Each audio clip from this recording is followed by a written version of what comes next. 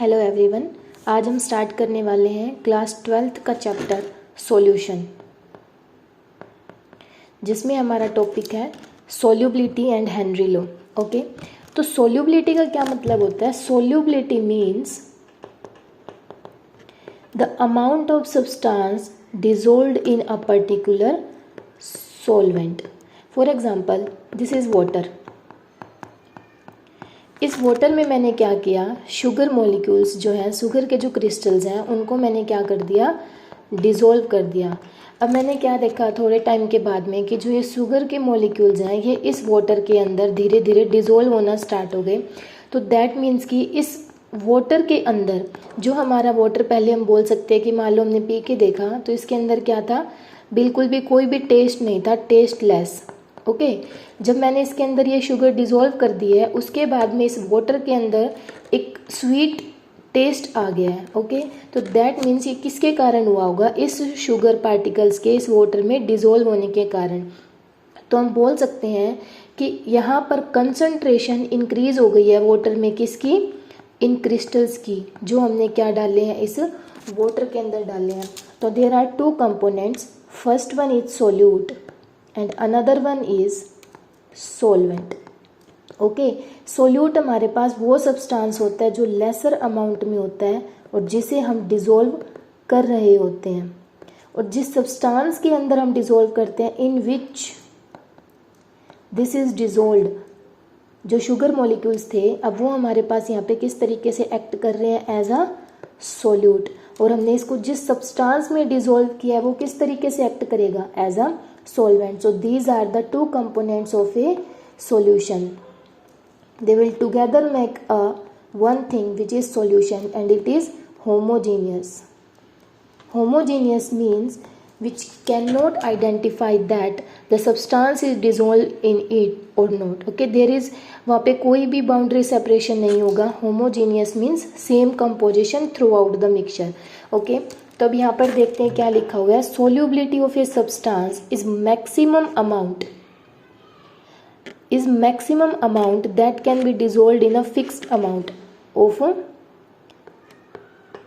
Solvent. Okay, यानी कि किसी भी सब्सटेंस की अगर मैक्सिमम अमाउंट, अब देखो मैक्सिमम अमाउंट यहाँ पे इसने क्यों लिखा है कि मान लो मैंने 1 लीटर वाटर लिया, क्या इसके अंदर मैं जितनी चाहूँ उतनी शुगर डिसॉल्व कर सकती हूँ? Then the answer is no, because हर एक सॉल्वेंट की एक कैपेसिटी होती है कि वो कितना अमाउंट सोल्यूट जो है वो अपने अंदर डिसॉल्व कर सकता है. फॉर एग्जांपल 5 ग्राम, 10 ग्राम, 20 ग्राम.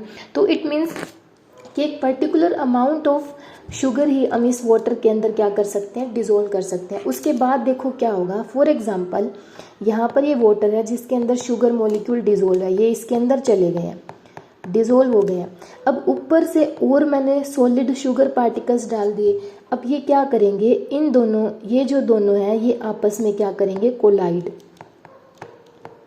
ये क्या करेंगे, टकराएंगे, एक दूसरे से कोलाइड करेंगे. तो फॉर एग्जांपल अगर हम एक एग्जांपल लेते हैं कि मान लो एक बेंच के ऊपर 2 बच्चे बैठे हैं, ठीक है. अब कोई थर्ड पर्सन, अब देखो इसकी कैपेसिटी भर चुकी है, दिस इज वाटर, और ये हमने शुगर मॉलिक्यूल यहाँ पे बिठा दिया. अब सामने से कोई और पर्सन आया, वो अगर इसकी जगह लेना चाहता है तो ये सबसे पहले ये पर्सन इससे टकराएगा और हो सकता है ये इसकी जगह पे आ जाए just because it's more powerful, और इस सब्सटेंस को या इस पर्सन को यहाँ से उठ के जाना पड़े.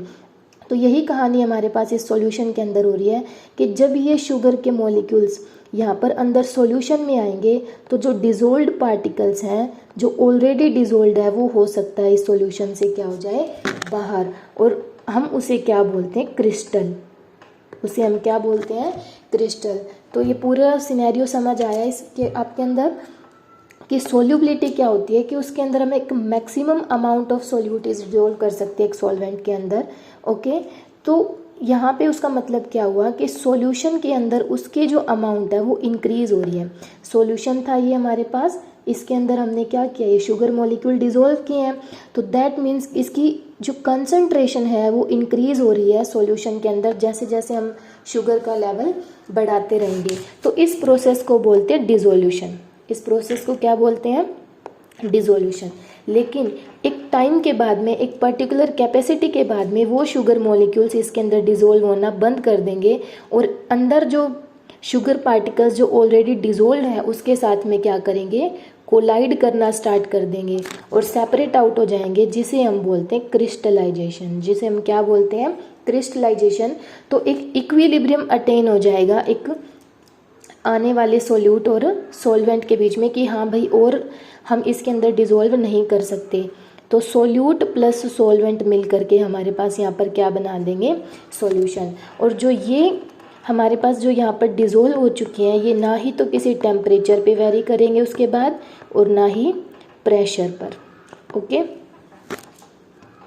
इतनी बात आई समझ में आपको। तो देखो यहाँ पे मैंने ड्रॉ भी किया हुआ है कि ये हमारे पास सोल्यूट पार्टिकल था, कोई भी सॉलिड, और मैंने इसको क्या किया, सॉल्यूशन बनाना है। तो इसके लिए मुझे क्या करना पड़ेगा, इस सॉल्वेंट के अंदर डिज़ोल्व करना पड़ेगा। इस सोल्यूट को अगर मैं इस सॉल्वेंट के अंदर डिज़ोल्व कर दूंगी तो ये दोनों मिल करके क्या बना देंगे, एक सॉल्यूशन बना देंगे। अब देखो यहाँ पर दिखाया हुआ है कि इस सॉलिड को मैंने जब इसके अंदर डिज़ोल्व किया तो इस तरीके का एक मिक्सचर बन गया, एक सॉल्यूशन बन गया होमोजीनियस।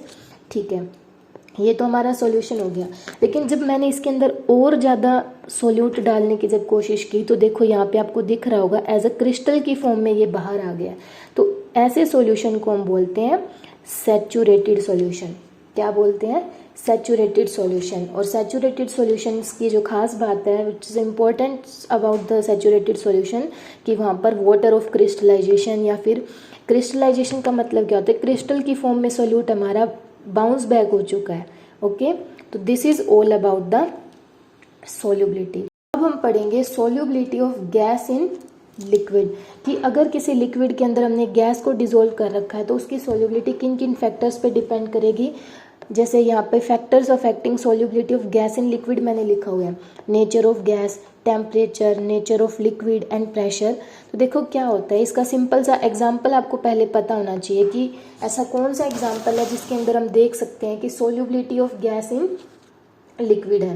ओके, फॉर एग्जांपल आपके जो कार्बोनेटेड ड्रिंक्स आते हैं जिसके अंदर हमने क्या किया होता है, CO2 गैस को एक लिक्विड के अंदर डिसॉल्व किया हो गया होता है with the high pressure, with the help of high pressure. हमने बहुत ज़्यादा हाई प्रेशर लगाकर इस CO2 को किस में डिसॉल्व किया गया होता है, इस लिक्विड के अंदर।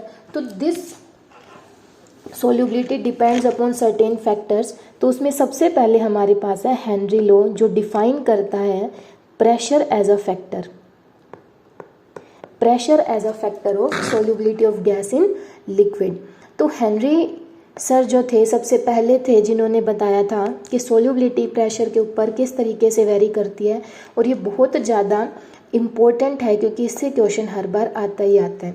ठीक है, तो देखते हैं किस तरीके से वेरी करता है। इन्होंने क्या बताया कि जितना ज़्यादा आप प्रेशर लगाते जाओगे किसी भी कंटेनर के ऊपर उतना ही ज़्यादा अमाउंट हमारा गैस का क्या होता जाएगा, डिसॉल्व, सोल्युबिलिटी उसकी जो है वो बढ़ती जाएगी। तो it means these two are directly proportional to each other.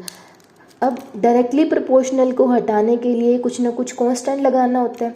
तो प्रेशर इज इक्वल टू, और वो जो हमारा कांस्टेंट था उसको नाम दिया गया KH, that means Henry constant, that means Henry constant, और इनटू अमाउंट। अब अमाउंट को हम किस तरीके से मेज़र कर सकते हैं, आपने बहुत सारी कंसंट्रेशन टर्म्स पढ़ी है, for example molarity, molality, mole fraction. तो यहाँ पर हम अमाउंट को as a mole fraction define कर देते हैं। फॉर एग्जांपल मैंने मोल फ्रैक्शन डिफाइन कर दिया, मोल फ्रैक्शन को मैंने इस तरीके से लिख दिया। तो जो हमारा मोल फ्रैक्शन है उसको हम कैसे डिफाइन करते हैं, mole fraction means mole of the substance A, that means जो भी सब्सटेंस मैंने, जो भी सोल्यूट मैंने सॉल्वेंट में डिसॉल्व किया है उसके मोल्स डिवाइड बाय में total moles Na plus Nb, this is the mole fraction of substance A। अगर आपको B का मोल फ्रैक्शन निकालना है तो आपको B के मोल्स ऊपर रखने होंगे और नीचे अगेन हमारे पास क्या आ जाएगा, टोटल नंबर ऑफ मोल्स। तो यहाँ से हमें क्या देखने को मिला कि pressure is equal to K H into में mole fraction. Pressure is equal to K H और इंटू में क्या आ जाएगा हमारे पास, मोल फ्रैक्शन। अब मैं क्या करूँ, फॉर एग्जांपल अगर मैंने प्रेशर को क्या कर दिया कांस्टेंट, ये जो इक्वेशन हमने यहाँ पर लिखी है ये कब वेरी मतलब कब जो है ये हमारे पास एप्लीकेबल होगी, जब हमारा टेम्परेचर क्या रहेगा, फिक्स। टेम्परेचर का कोई भी यहाँ पे रोल हमने नहीं देखना है। अब देखो प्रेशर को भी मैंने कांस्टेंट कर दिया, तो यहाँ से क्या दिख रहा है कि K H is equal to 1 by में मोल फ्रैक्शन। दैट मीन्स जितना ज़्यादा हमारा के एच बढ़ता जाएगा उतनी ही कम हमारी क्या होती जाएगी, मोलैरिटी होती जाएगी। अब जो ये के एच है ये बहुत सारे फैक्टर्स के ऊपर डिपेंड करता है। Firstly nature of gas. अब देखो हर एक गैस की अपनी अपनी प्रोबेबिलिटी होती है, अपनी अपनी पावर होती है कि वो किस हद तक या किस अमाउंट तक उस सॉल्वेंट के अंदर डिज़ोल्व कर सकती है। इसीलिए जो हमारे पास O2 है वो वाटर के अंदर डिज़ोल्व होती है, एक्वेटिक सिस्टम में आपने देखा होगा, एक्वेटिक सिस्टम के अंदर। इसीलिए जो फिशेस वगैरह हैं, जो एक्वेटिक जो जितने भी हैं वहाँ पर, वो क्या कर सकते हैं, सरवाइव कर सकते हैं just because of the dissolved oxygen. तो अलग अलग गैस की अलग अलग पावर होती है, अलग अलग कैपेसिटी होती है कि वो कितना डिज़ोल्व कर सकता है। अब देखो नेक्स्ट लिखा हुआ है हायर द वैल्यू ऑफ के H lower is the solubility. ये हमने यहाँ से प्रूव कर दिया क्योंकि ये दोनों एक दूसरे के क्या है, इन्वर्सली प्रोपोर्शनल। जितना ज़्यादा के बढ़ता जाएगा हमारा एक्स उतना ही क्या होता जाएगा, कम होता जाएगा। नेक्स्ट इसने लिखा है कि K H is proportional to temperature. अब देखो के एच जो हमारा है वो डायरेक्टली प्रोपोर्शनल है टेम्परेचर के, ठीक है। जितना ज़्यादा हम टेम्परेचर बढ़ाएंगे हमारा के एच बढ़ता जाएगा। अब के एच इन्वर्सली प्रोपोर्शनल है एक्स से के, तो अगर मैं इक्वेशन 1 और इक्वेशन 2 को अगर कंपेयर करूं तो यहाँ से मुझे क्या देखने को मिल रहा है कि temperature is also inversely proportional to the mole fraction. That means if temperature increase then our solubility will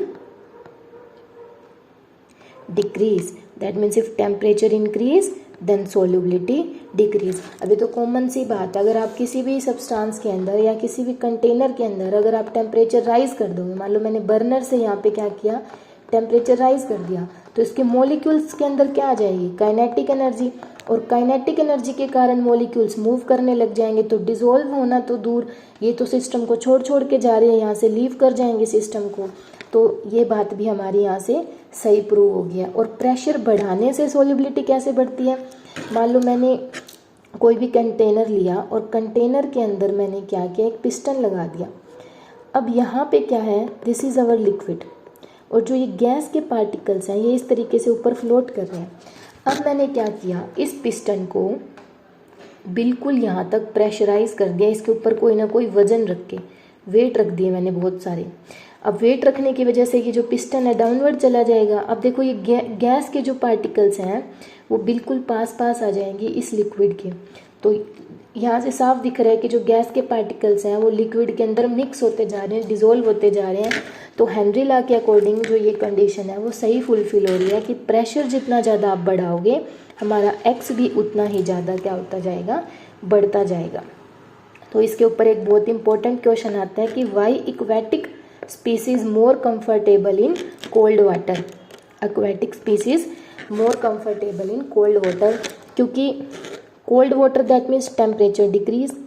अब टेम्परेचर डिक्रीज तो हमारा एक्स क्या हो जाएगा, इंक्रीज, सोल्युबिलिटी इंक्रीज। तो ऑक्सीजन जो है हमारे पास कोल्ड वाटर के अंदर as compare to hot water, cold water में ज़्यादा डिज़ोल्व हो जाएगी। अब जितना ज़्यादा डिज़ोल्व होगी उतना ही ईजी होगा उनके लिए वहाँ पे सांस लेना, सर्वाइव करना। तो इसीलिए जो ये कंडीशन है, ये क्वेश्चन क्या कहता है कि एक्वेटिक स्पीसीज जो है कोल्ड वाटर के अंदर ज़्यादा कंफर्टेबल फील करती है just because the high amount of oxygen dissolved in that water, just because of the decrease in temperature. Okay, next question करते हैं कि Henry law constant for CO2 in water is this. Henry law constant दे रखा है हमें CO2 के लिए 1.67 into 10⁻⁸ pascal. Okay, at 298 kelvin temperature fix कर दिया है इसने। Calculate the quantity of CO2 in 500 ml। That means कि हमने जो सॉल्यूशन बनाया है वो 500 ml का बनाया है। जो भी सॉल्यूशन हमारे पास वाटर हमने लिया है, सोडा वाटर, वो 500 ml है। When packed under 2.5 atm CO2, that means partial pressure हमें दे रखा है 2.5 atm। ओके, तो हमें अमाउंट जो है CO2 की वो डिफाइन करनी है। अब देखो, सबसे पहले P is equal to KH into x. हमें ये भी पता है, ये भी पता है, x is the unknown quantity here, तो x को हम यहाँ रखेंगे, x is the mole fraction and which is equal to P divide by में KH। अब एक चीज़ यहाँ पे आपको ध्यान रखनी है कि this KH is in unit pascal और this is in unit ATM, तो आपको इस ATM को पास्कल में कन्वर्ट करना पड़ेगा। 2.5 और 1 पास्कल में 101325 पास्कल होते हैं। एक ATM में 101325 पास्कल होते हैं, तो जिसको सोल्व करने पे हमारे पास वैल्यू आ जाएगी 1.517 10⁻⁻3। ओके, इस पूरे अमाउंट को जब इसमें पुट करेंगे हम, तो this is our result. P should be this and KH should be this and the value of mole fraction is 1.517 into 10⁻⁻3। अब देखो, मोल फ्रैक्शन ऑफ CO2 हमारे पास क्या हो जाएगा, number of moles of CO2 divide by में number of moles of CO2 plus number of moles of water, यही आ जाएगा। अब देखो, नंबर ऑफ मोल फ्रैक्शन हमें पता है 1.517 10⁻⁻3। Number of moles of CO2 हमने निकालना है कि कितना मोल्स या कितना ग्राम जो है CO2 हमारी उसके अंदर क्या हो चुकी है, डिजोल्व हो चुकी है, डिवाइड बाय में। अब number of moles of water के कंपेयर में CO2 के मोल्स तो बहुत कम होंगे क्योंकि CO2 इज अ सॉल्वेंट, तो हम इसको क्या कर सकते हैं, नेग्लेक्ट कर सकते हैं। तो नीचे बचेगा सिर्फ number of moles of water. अब देखो, CO2 के मोल्स हमें निकालने हैं, तो 1.517 10⁻⁻3 into number of moles of water. अब वाटर के नंबर ऑफ मोल्स हमें निकालने हैं, तो वाटर के मोल्स निकालने के लिए given mass of water divide by में total mass. Okay, total molecular mass. Given mass हमें कितना है, 500 ग्राम, और टोटल मास कितना होता है वाटर का, मोलिकुलर मास 18, तो कितने आ गए 27.78 मोल, और वही हम वैल्यू यहाँ पे पुट कर देंगे 27.78 मोल। तो नंबर ऑफ CO2 के मोल्स कितने आ गए, 42.14 10⁻⁻3 मोल। तो इतने अमाउंट ऑफ CO2 जो हमारी है वो इस 500 ml वाटर के अंदर क्या है, डिजोल्व। तो समझ आया सारा टॉपिक आपको। This is all about the Henry law. Okay, thank you.